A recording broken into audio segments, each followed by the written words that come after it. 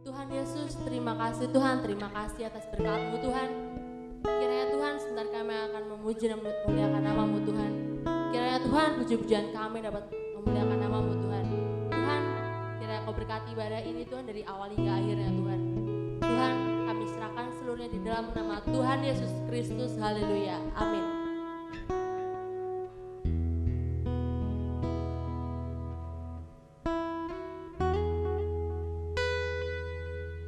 Kita mau katakan bahwa Tuhan ada bersama kami.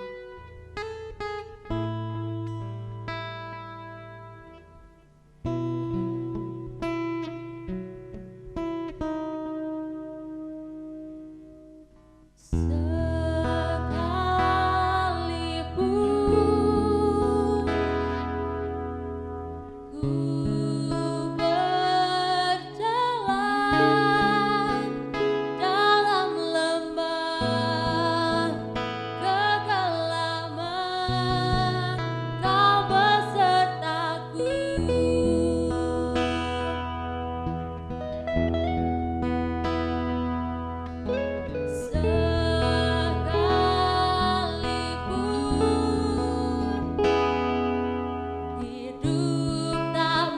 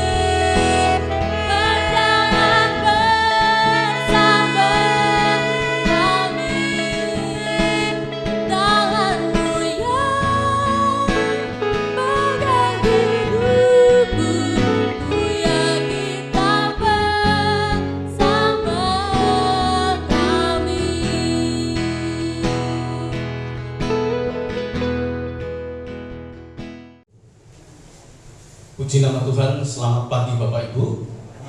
Salam. Ya, puji nama Tuhan, hari ini Gereja GBT Kristus Anugerah Jemaat Menganti memperingati hari kenaikan Tuhan kita Yesus Kristus yang sebenarnya tepat pada tanggal 13 Mei 2021. Tetapi hari ini kita gabung dengan hari Minggu. Dan mari Bapak Ibu dan Saudaraku, kita sama-sama mempelajari kebenaran firman Tuhan tentang hari kenaikan Tuhan kita Yesus Kristus. Kita buka di dalam Injil Markus.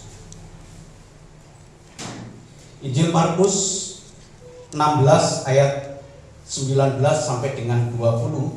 Saya undang Bapak Ibu untuk bangkit berdiri. Ya, Injil Markus 16 ayat 19 sampai dengan ayat yang ke-20. Kita baca bersama-sama firman Tuhan ini. 1, 2, 3. Sesudah Tuhan Yesus berbicara demikian kepada mereka, terangkatlah ia ke surga, lalu duduk di sebelah kanan Allah. Mereka pun pergilah memberitakan Injil ke seluruh penjuru, dan Tuhan turut bekerja dan meneguhkan firman itu dengan tanda-tanda yang menyertainya. Amin. Ya, silakan duduk Bapak Ibu dan Saudaraku. Puji nama Tuhan. Apa kabar? Puji nama Tuhan, kita mulai belajar. Jadi hari ini untuk pertama kalinya Gereja Menganti akan kita naikkan ke YouTube. Dan saya sampaikan salam jumpa kepada Bapak Ibu dan Saudaraku yang dikasihi Tuhan yang menonton ibadah secara online ini.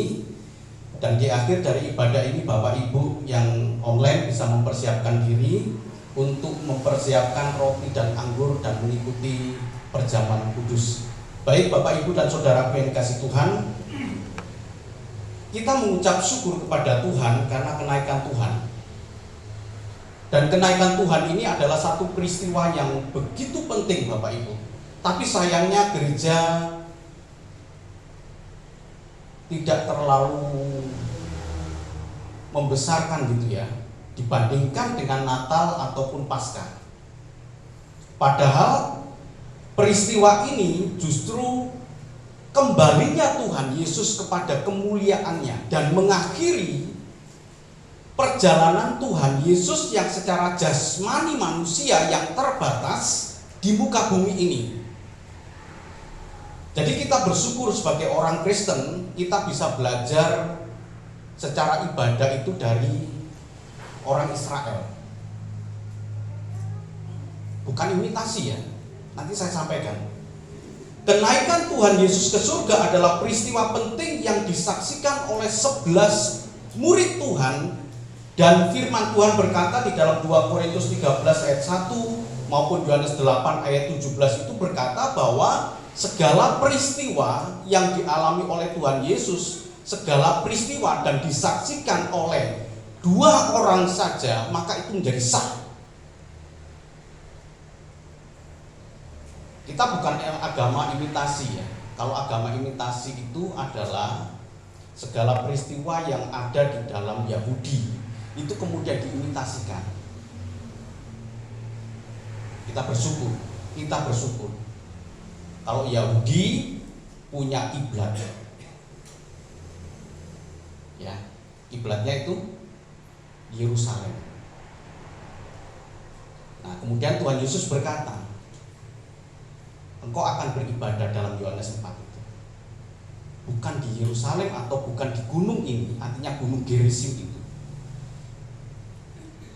tetapi orang-orang penyembah itu adalah yang menyembah di dalam roh dan kebenaran. Itulah kiblat kita. Tapi ada yang mengimitasikan, ada yang mencoba menduplikat, dan duplikatnya itu dia punya kiblat.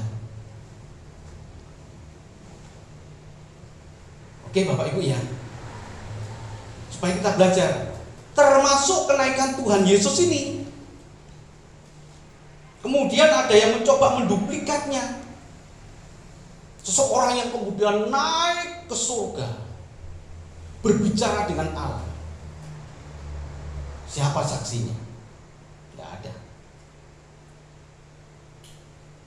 Jadi kenaikan Tuhan ini begitu penting. Saya ingin menyampaikan pada saat ini buat belajar Bapak Ibu dan Saudaraku yang kasih Tuhan, bahwa kenaikan Tuhan Yesus, Dia duduk di sebelah kanan Allah Bapa. Coba dibacakan dalam Injil Markus, ya.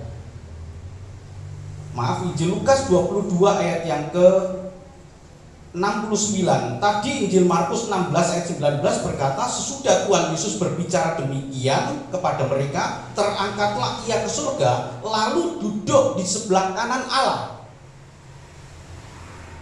Ada beberapa ayat yang Bapak Ibu bisa catat dalam Injil Lukas 22. Saya ingin membacakan dalam Injil Lukas 22 ini, ayat yang ke 69, dikatakan demikian. Mulai sekarang Anak Manusia sudah duduk di sebelah kanan Allah yang Maha Kuasa. Mulai sekarang, jadi begitu naiknya, bukan hari ini, tapi mulai sekarang pada waktu Tuhan Yesus naik ke surga itu, Anak manusia, kenapa disebut sebagai anak manusia? Karena dia daging. Dia mengenakan tubuh yang tadinya terbatas, yang tadinya mereka dikenal, dan tidak mungkin Tuhan Yesus pada waktu itu berada dalam dua tempat yang berbeda. Tetapi mulai sekarang Anak Manusia itu duduk di sebelah kanan Allah yang Maha Kuasa. Jadi Bapak Ibu dan Saudaraku, saya tidak perlu menjelaskan lagi mengenai Allah Tritunggal, karena kalau kita tidak bisa memahami Allah Tritunggal, maka pikiran kita tidak akan bisa memahami keadaan ini. Lalu duduk di sebelah kanan Allah Bapa, berarti ada Allah Bapa. Dia Allah Anak. Dia adalah Allah Anak yang mulai saat itu keadaannya sudah berbeda dengan anak manusia yang ada di bumi. Oke, dulu orang bisa menghujat dia, orang bisa menghina dia, tapi sejak saat itu dia Allah. Statusnya Allah, hierarkinya adalah anak Allah. Statusnya Allah, tetapi hierarkinya dia adalah anak Allah. Ada Allah Bapa. Ada dua takhta. Takhta Allah Bapa, Bapak Ibu bisa membaca di dalam kitab Wahyu. Ada Allah Anak. Allah Bapa lebih besar daripada Allah Anak selama-lamanya. Allah Bapa tidak pernah Bapak Ibu bisa lihat, tetapi Bapak Ibu bisa melihat Allah Bapa lewat Allah Anak. Jadi dia duduk di sebelah kanan Allah Bapa. Jadi kalau kita lihat kenaikan Tuhan itu memiliki makna yang begitu besar bagi iman percaya orang Kristen. Sebab dia sekarang kembali kepada kemuliaannya.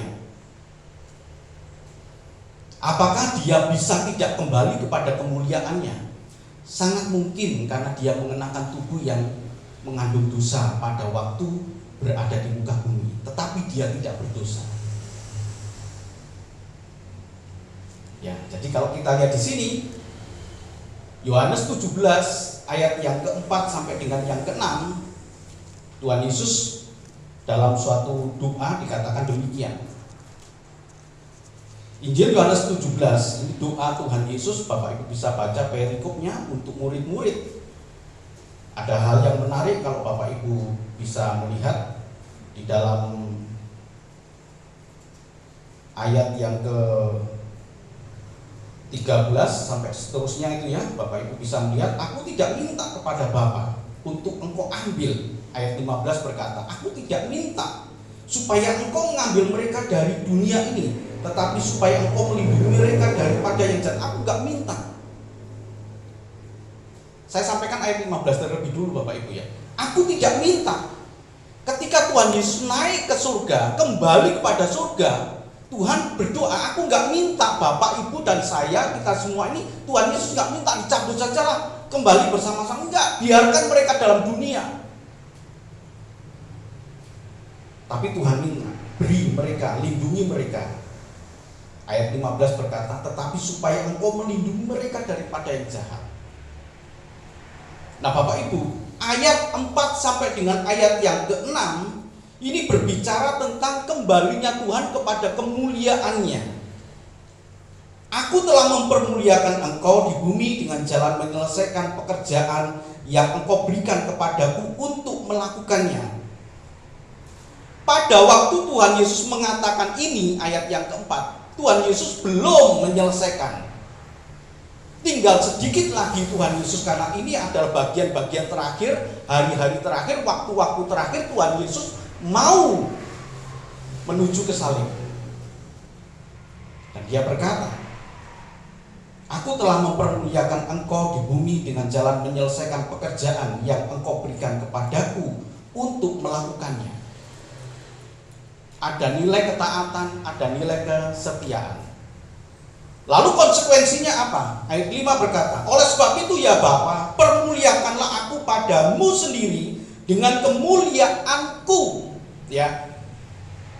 Sendiri dengan kemuliaan yang kumiliki di hadiratmu sebelum dunia ini ada. Permuliakanlah aku. Ayat 6 berkata, aku telah menyatakan namamu kepada semua orang yang engkau berikan kepadaku dari dunia. Mereka itu milikmu, dan engkau telah memberikan mereka kepadaku, dan mereka telah menuruti firman-Mu. Aku telah menyatakan namamu. Siapa nama Allah? Yahweh, artinya apa? Juru selamat. Aku telah menyatakan namamu Yahweh juru selamat itu kepada mereka yang kau berikan kepadaku. Dan Tuhan Yesus kan Yesua.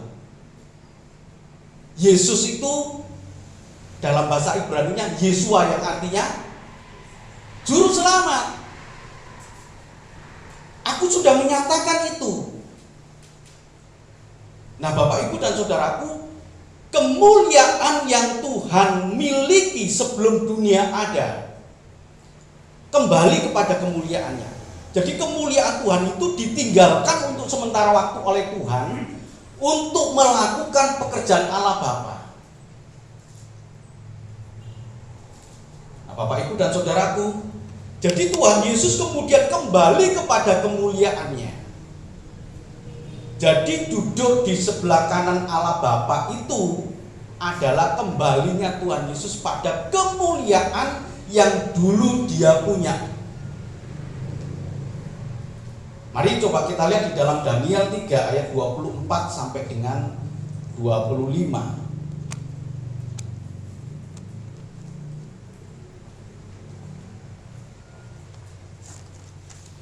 Daniel, bisa dibacakan? Tolong bacakan salah seorang. Daniel 3 ayat 24 sampai dengan 25. Kemudian terkejutlah Raja Nebukadnezar, lalu bangun dengan segera. Berkatalah ia kepada para menterinya, bukankah 3 orang yang telah kita campakkan dengan ikat ke dalam api itu?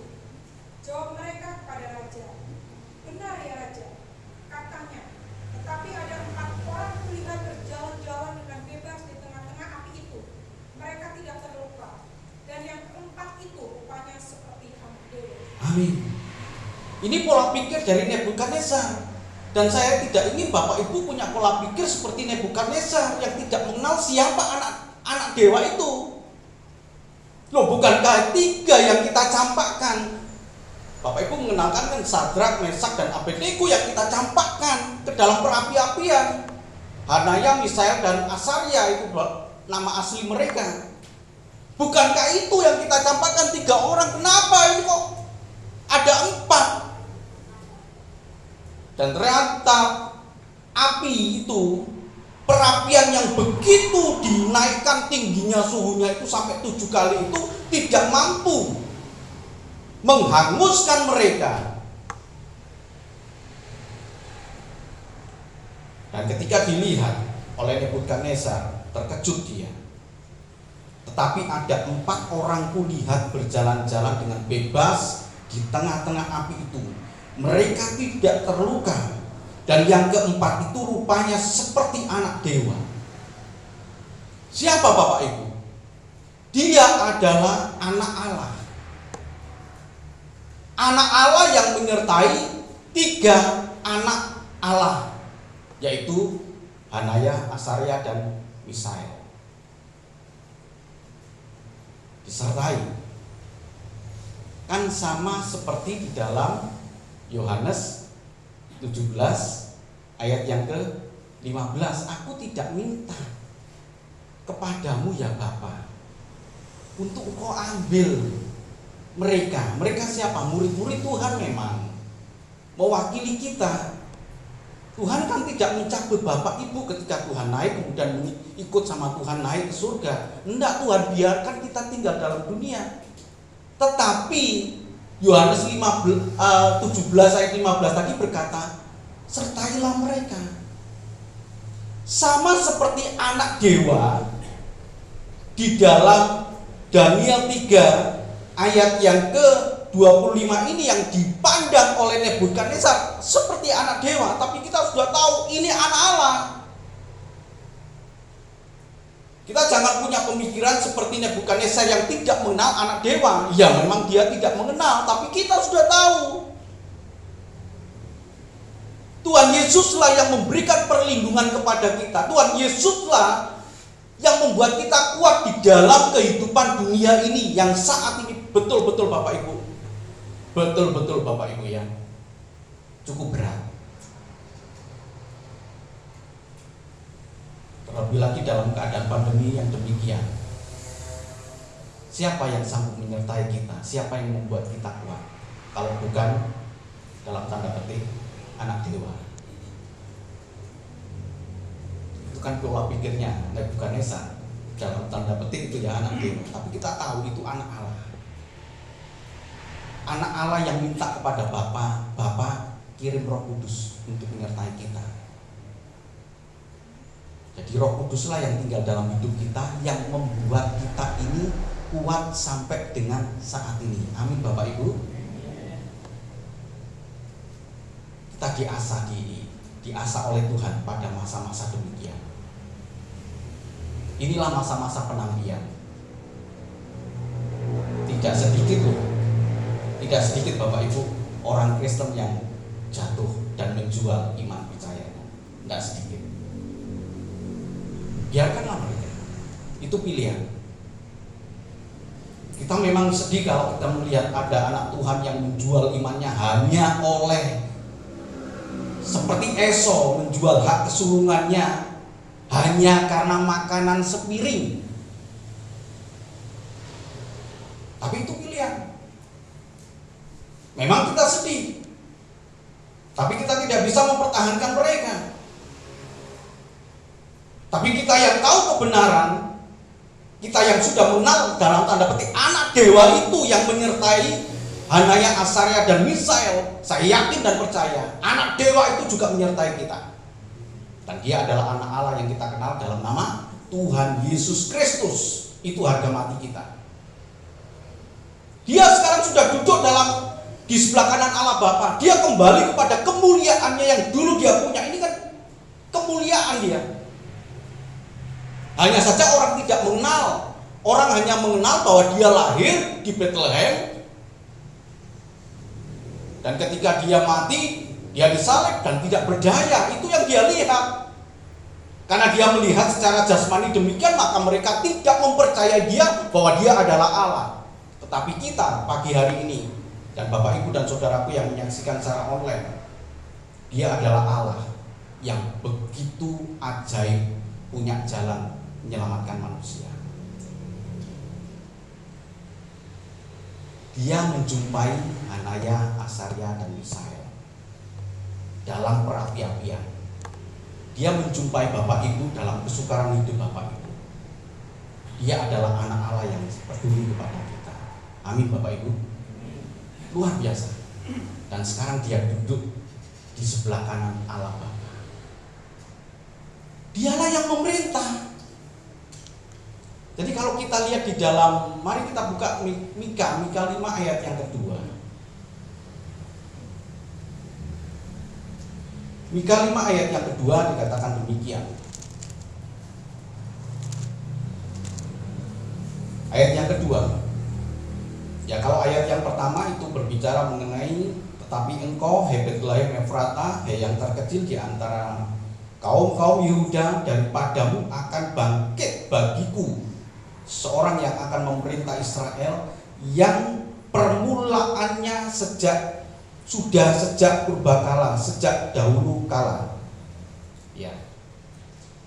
Kemudian ayat yang kedua, sebab itu ia akan membiarkan mereka sampai waktu perempuan yang akan melahirkan telah melahirkan, lalu selebihnya dari saudara-saudaranya akan kembali kepada orang Israel. Amin.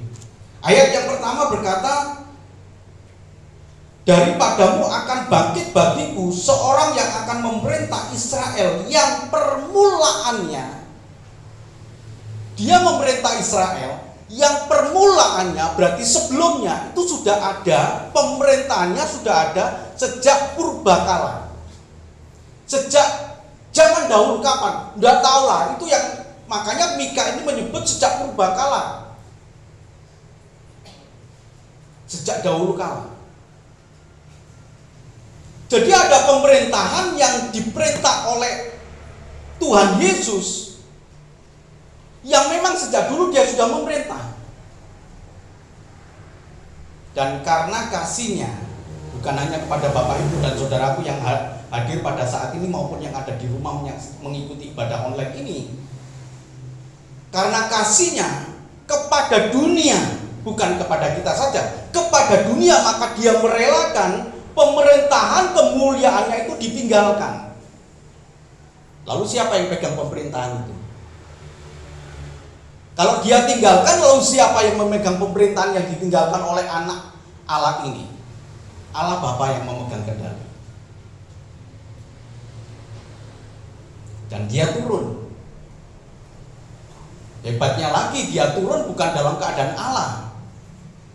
Kita maklum kalau orang-orang tidak menerima dia karena dia turun tidak dalam keadaan Allah. Kalau dia turun dalam keadaan Allah, saya yakin mereka pasti menerima.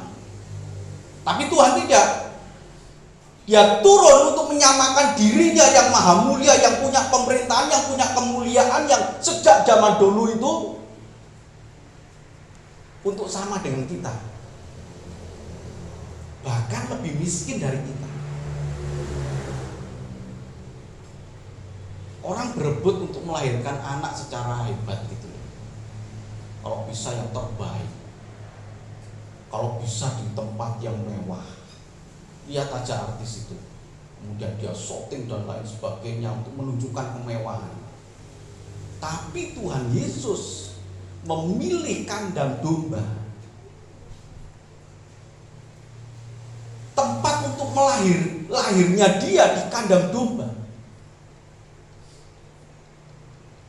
bukan dibungkus dengan pakaian yang begitu mewah, dibungkus lampin.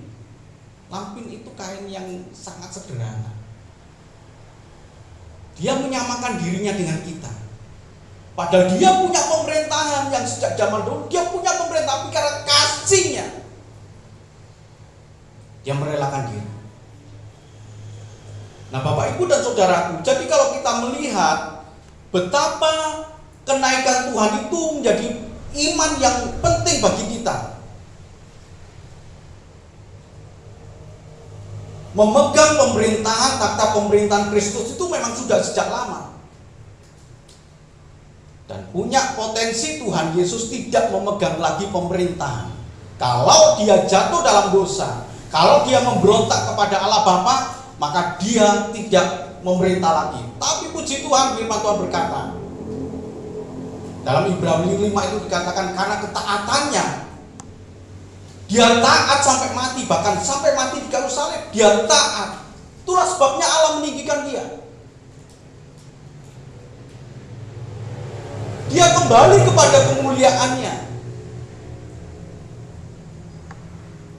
Bapak Ibu pun juga begitu, jangan terlena dengan kekristenan, jangan terlena dengan label saya Kristen pasti masuk surga. Iya, Tuhan Yesus memberikan jaminan, sudah memberikan jaminan karena pintu keselamatan sudah dibuka. Tapi kalau kita tidak mengerjakan keselamatan itu dengan rasa takut dan gentar, kita tidak akan masuk ke dalam keselamatan. Waktu yang pendek ini adalah waktu kesempatan kita untuk mengerjakan keselamatan itu dengan rasa takut dan gentar. Kerjakan. Tuhan sudah memberikan keselamatan itu. Itu kepastian yang Tuhan sudah berikan kepada kita, bahwa pintu keselamatan sudah pasti dibuka, yang tadinya tertutup dan tidak mungkin terbuka karena semua manusia jatuh dalam dosa. Tidak mungkin itu dibuka oleh manusia yang jatuh dalam dosa. Sesempurna apapun Bapak Ibu, perbuatan Bapak tidak mungkin bisa masuk ke situ kalau tidak ada pribadi yang dalam tanda petik manusia yang tidak berdosa. Itulah sebabnya Allah mengosongkan diri untuk menjadi manusia, mengambil rupa sama seperti kita, dalam segala hal sama seperti kita, tidak ada kelebihan. Dan dia kemudian mati untuk menebus kita yang mati jiwanya. Jadi kematian jiwa kita itu telah ditebus oleh darah Kristus supaya kita hidup oleh kematian Dia. Hari-hari ini Bapak Ibu adalah hari-hari yang penuh dengan tantangan kita untuk mengerjakan keselamatan itu. Kita bersyukur kepada Tuhan, Dia naik ke surga dan duduk kembali kepada pemerintahan yang dulu Dia punya. Itulah yang disebut sebagai kemuliaannya. Arti kemuliaan itu sudah Dia seperti Allah, kembali kepada posisi sebelumnya. Jadi kalau hari ini kita merasakan roh Yesus Kristus ada bersama-sama dengan kita, maka Dia ada di tempat lain, omnipresent. Dia hadir di mana-mana. Dia tidak terbatas lagi oleh tempat, oleh waktu. Pada saat yang sama, Dia juga ada di berbagai tempat. Dia kembali kepada kemuliaannya. Dialah pencipta segala yang ada, dan tidak ada yang ada tanpa Dia. Hebat kan itu? Dia kembali. Jadi ini membuat iman kita semakin teguh, semakin yakin begitu Bapak Ibu. Tidak tergoyahkan oleh apapun. Nah, kepada saudara-saudara kita mungkin ada yang bukan Kristen, renungkanlah hal ini. Keselamatan hanya ada di dalam Tuhan kita Yesus Kristus. Mungkin ada yang menonton. Ya, saya survei Bapak Ibu ya. Saya survei, saya itu kan punya banyak teman ya. Setiap kali saya bikin status, rata-rata 10% sampai dengan 15% status saya itu ditonton oleh non-Kristen. Ya. Dan mereka dari 10 sampai dengan 15% itu mereka itu memberikan respon, dibandingkan dengan orang Kristen yang 90 sampai dengan 80 sampai dengan 90% itu tidak memberikan respon. Saya lebih senang kalau status saya yang selalu bersifat kerohanian itu ditonton oleh mereka yang bukan Kristen. Tapi saya mengucap syukur, saya katakan pada mereka terima kasih. Apalagi kalau mereka tahu bahwa kenaikan Tuhan ini adalah mengakhiri petualang Tuhan Yesus sebagai anak manusia. Kalau ada orang Kristen yang hanya melihat sepenggal dari Tuhan Yesus yang manusia saja, akhirnya dia mengakui bahwa dia adalah utusan Allah. Apakah mereka salah? Ya mereka memahami hanya sebatas itu, tapi kita kan tidak. Ada kisah selanjutnya. Bahkan nanti kita ini sedang menantikan kemuliaan Dia. Dia akan datang dalam kemuliaannya. Nah itu Bapak Ibu. Jadi poin yang kedua, jadi pesan penting di sini, tidak lagi menilai Tuhan Yesus yang telah naik ke surga itu dengan ukuran manusia. 2 Korintus 5 ayat 16 sampai dengan 17, Rasul Paulus berkata, sekarang ini aku tidak menilai Dia berdasarkan ukuran manusia. Sudah saya jelaskan, manusia terbatas. Gak mungkin Pak Kuntoro ada di sini kemudian dengan waktu yang sama ada di tempat lain, tidak mungkin. Saya khotbah di tempat ini dan nggak mungkin ada di tempat lain. Tapi Tuhan Yesus pada waktu ukuran manusia ya begitu, tapi sekarang tidak lagi. Rasul Paulus berkata, aku sekarang tidak lagi menilai dia dengan ukuran manusia. Kalau dulu ya. Makna yang kedua Bapak Ibu, makna yang kedua adalah dia pergi, dia naik ke surga adalah untuk datang kembali menjemput kita. Katakan amin. Itu yang kita tunggu-tunggu. Jangan sampai tertinggal. Kalau tertinggal, ya goodbye. Kita berjuang di sini. Yohanes 14, tolong dibacakan ayat 1 sampai dengan yang keempat. Iya. Yohanes 14 ayat 1 sampai dengan yang keempat. Yohanes 14 ayat 1 sampai dengan 4. Janganlah gelisah hatimu, percayalah kepada Allah, percayalah juga kepadaku. Di rumah Bapakku banyak tempat tinggal. Jika tidak demikian, tentu aku mengatakannya kepadamu. Sebab aku pergi ke situ untuk menyediakan tempat bagimu. Dan apabila aku telah pergi ke situ dan telah menyediakan tempat bagimu, aku akan datang kembali dan membawa kamu ke tempatku, supaya di tempat di mana aku berada, kamu pun berada. Dan kemana aku pergi, kamu tahu jalan ke situ. Amin. Ya, Bapak Ibu dan Saudaraku, puji nama Tuhan. Dikatakan di sini, dan apabila aku telah pergi ke situ, sudah naik kan, sudah pergi kan? Memang Tuhan Yesus pada waktu mengatakan belum pergi, tapi Tuhan Yesus berkata, apabila aku telah pergi ke situ, tapi sekarang sudah naik dia, dan telah menyediakan tempat bagimu, aku akan datang kembali dan membawa kamu ke tempatku. Bagian ini, tolong Bapak Ibu renungkan, supaya di mana aku berada, kamu pun berada. Pengharapan Tuhan Yesus mengingatkan kepada kita, ini pengharapan Tuhan. Tuhan punya harapan bahwa di mana dia berada, di situ pun kita juga berada. Jangan di tempat lain. Jangan terpisah dengan Tuhan. Orang kemudian mengenal keterpisahan itu adalah neraka. Ya. Tetapi kebinasaan, kekal itu berarti keterpisahan dengan Allah. Firman Tuhan berkata, di mana aku berada, di situ pun kamu berada. Dan kemana aku pergi, kamu pun tahu jalan ke situ. Nah inilah. Jadi kalau kita lihat, kemana aku pergi, kamu tahu jalan ke situ. Thomas berkata, kita bukanlah seperti Thomas yang dulu, tetapi kita ini adalah seperti Thomas yang sudah mengenal Tuhan. Dulu Thomas itu berkata, saya nggak percaya Tuhan Yesus bangkit sebelum aku mencucukkan tanganku ini ke dalam lambung dan jari tangannya yang lubang paku itu. Dan kemudian Tuhan berkata, berbahagialah orang yang percaya tetapi tidak melihat. Siapakah itu? Kita semua. Thomas nggak tahu, Tuhan aku nggak tahu jalan ke situ. Tadi saya katakan jalan ke situ, artinya jalan di mana Tuhan Yesus berada. Kerjakanlah keselamatan itu dengan rasa takut dan gentar. Dan Thomas melakukan itu.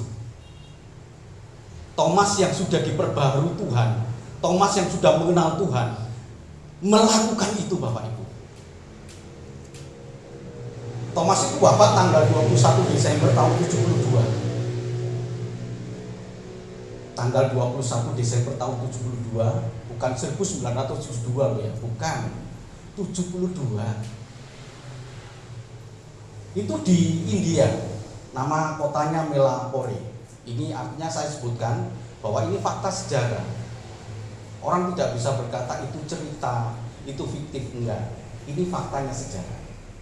Penginjil di India dan Persia, yang masuk Persia dulunya itu dia termasuk juga daerah Suriah. Yang sekarang kekristenan habis kan. Padahal itu penginjilan dari Thomas. Mati itu dihujami dengan tombak yang sebelumnya dilempar ke dalam perapian untuk menyangkal Tuhan Yesus. Tapi Thomas tidak. Ketika dilempar dalam perapian, ternyata dia masih hidup. Dan kemudian dihujani dengan tombak dan akhirnya dia mati. Tapi dia pegang iman itu. Coba Bapak Ibu bisa memahami ini. Thomas yang tadinya berkata, aku nggak tahu jalan ke situ. Tapi sekarang Thomas tahu jalan ke situ. Ada beberapa murid Tuhan ya, yang matinya itu disalib, Bapak Ibu. Kita tahu Petrus matinya disalib.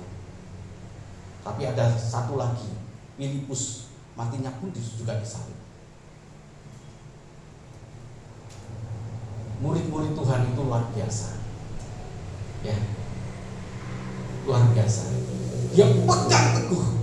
Dia punya keyakinan yang kokoh.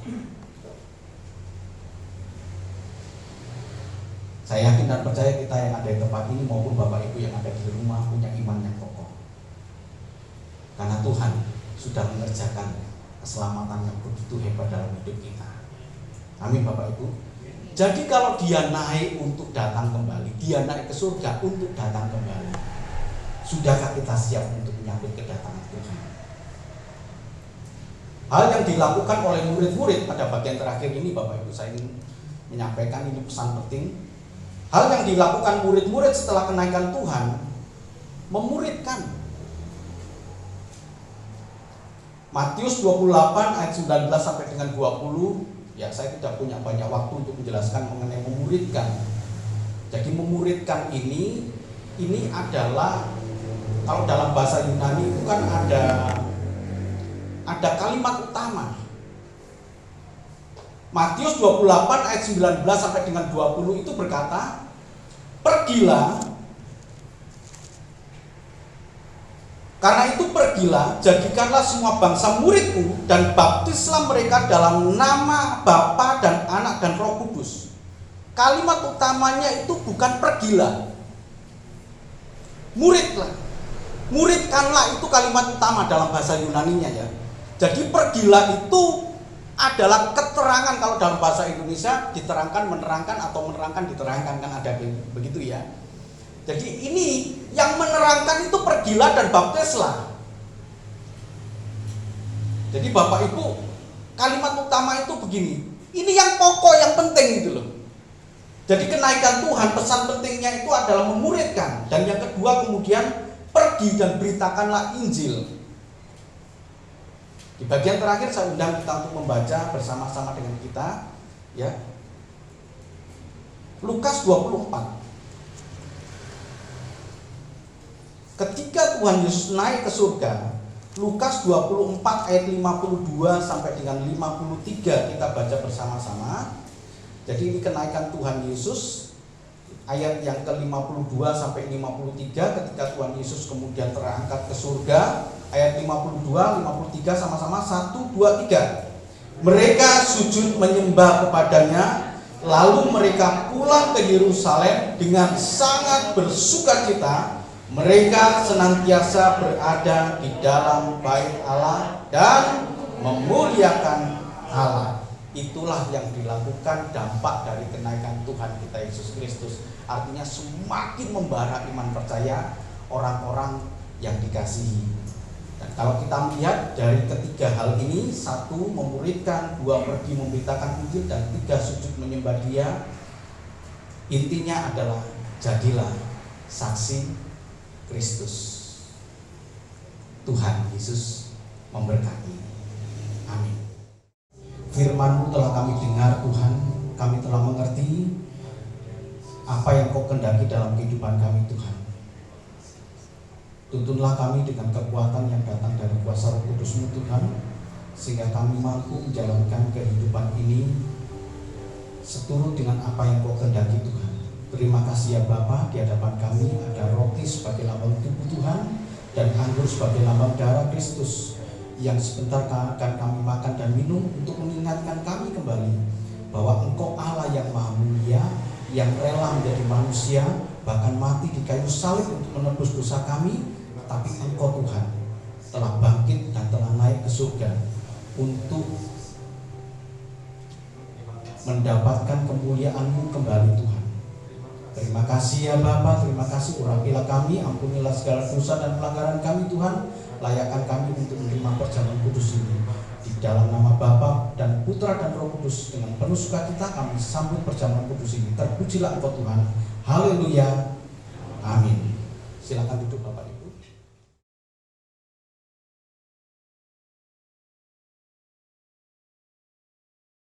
Saya undang Bapak Ibu untuk bangkit berdiri.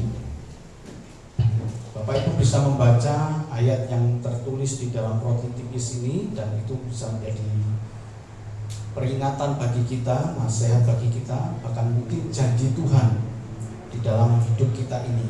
Bukan kebetulan kalau Bapak Ibu memperoleh ayat yang demikian.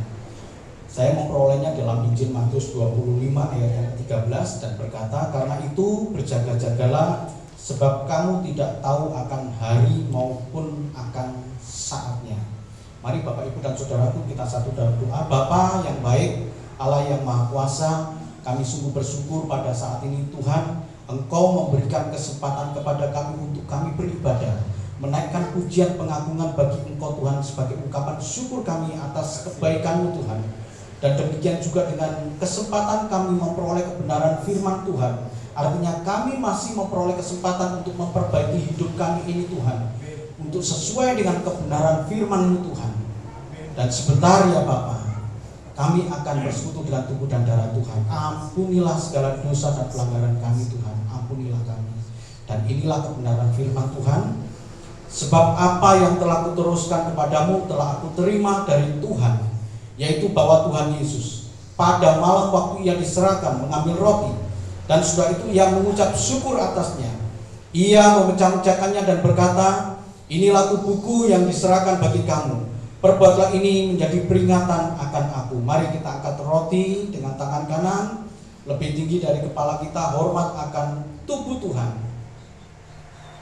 Bukankah roti yang kita pecah-pecahkan adalah persekutuan dengan tubuh Kristus? Tubuh Kristus. Dalam nama Tuhan Yesus kita makan tubuh Tuhan.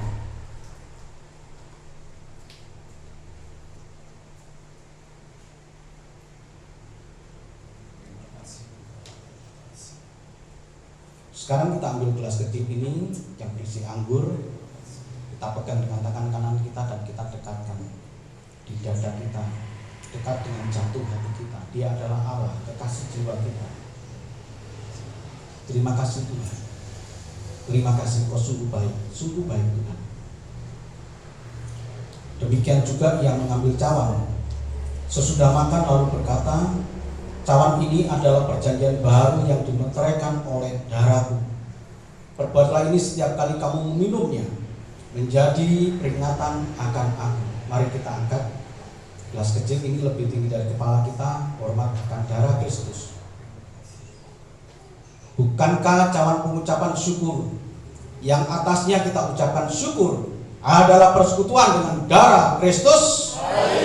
Darah Kristus. Dalam nama Tuhan Yesus kita makan, kita minum darah Tuhan.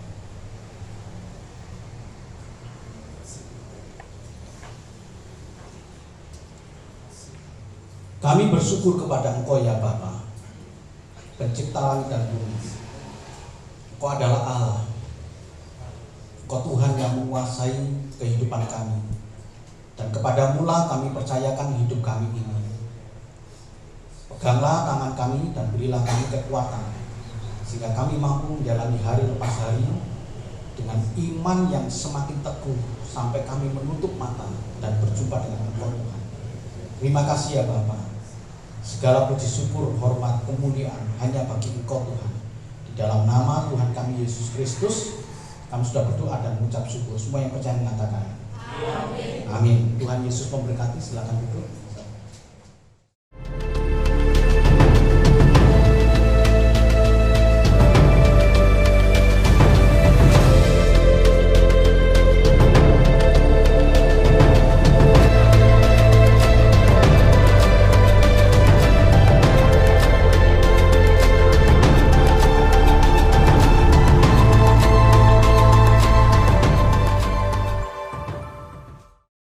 Puji nama Tuhan, Bapak, Ibu, dan Saudaraku, kita akan mengakhiri ibadah kita. Mari sama-sama kita akan menghadap Tuhan untuk mohon berkat-Nya. Mari kita satu dalam doa. Bapa dalam kerajaan surga, kami datang kepada Engkau Tuhan mengucap syukur Engkau sudah menyertai kami dalam ibadah online ini dari awal, pertengahan, sampai pada akhirnya. Dan kami mengucap syukur karena Engkau sudah memberkati kami Tuhan. Terima kasih ya Bapa. Saatnya kami akan berpisah satu dengan yang lain. Kami pulang dengan membawa sukacita yang datang daripada Engkau. Bapak, Ibu, dan Saudaraku yang kasih Tuhan, terimalah berkat dan anugerah dari Allah Bapa di surga. Kasih dan cinta Tuhan kita Yesus Kristus, anaknya yang tunggal, dan penghiburan kekuatan dari kuasa Roh Kudus menyertai kita. Mulai saat ini, esok, bahkan sampai Maranatha Tuhan datang. Terpujilah Engkau Tuhan, Allah yang besar, Allah yang mengasihi kami. Engkau Allah yang setia, Allah yang memberkati kami. Engkau juga Allah yang menyinari kami dengan wajah-Mu Tuhan dan memberikan kepada kami kasih karunia. Engkau Allah yang menghadapkan wajah-Mu kepada kami Tuhan dan memberikan damai sejahtera. Kami bersyukur kepada Engkau ya Bapa, lewat kesempatan yang begitu indah ini Tuhan, anak-anak-Mu Engkau berikan kesempatan untuk memberikan persembahan. Berkatilah mereka, kuduskanlah persembahan itu Tuhan, dan Tuhan memberkati dalam kehidupan mereka. Demikian juga dengan hamba-hamba-Mu, para pelayan Tuhan yang ambil bagian di dalam ibadah online ini. Engkau memberkati mereka Tuhan. Terima kasih ya Bapa. Segala puji syukur, hormat, kemuliaan bagi-Mu. Dalam nama Tuhan kami Yesus Kristus, kami sudah berdoa dan mengucap syukur. Semua yang percaya mengatakan, amin. Tuhan Yesus memberkati.